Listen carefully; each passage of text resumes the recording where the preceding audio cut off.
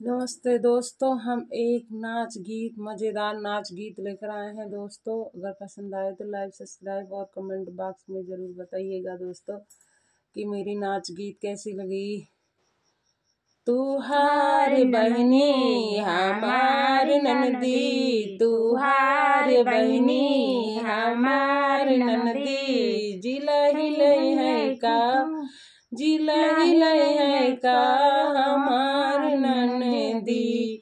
लखनऊ हिले है, अयोध्या हिले है, काशी हिले है हमार ननदी। तुहार बहनी जिला हिले है का हमार ननदी, तुहार बहनी जिला हिले है का।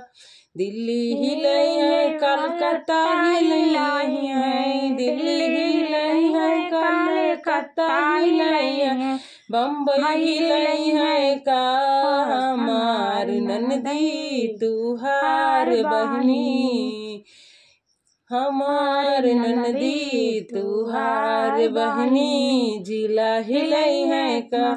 गोवा हिले है, शिमला हिले है, गोवा हिले है, शिमला हिले है, सूरत हिले है का हमार ननदी। तुहार बहिनी जिला हिले है का, जिला हिले है का।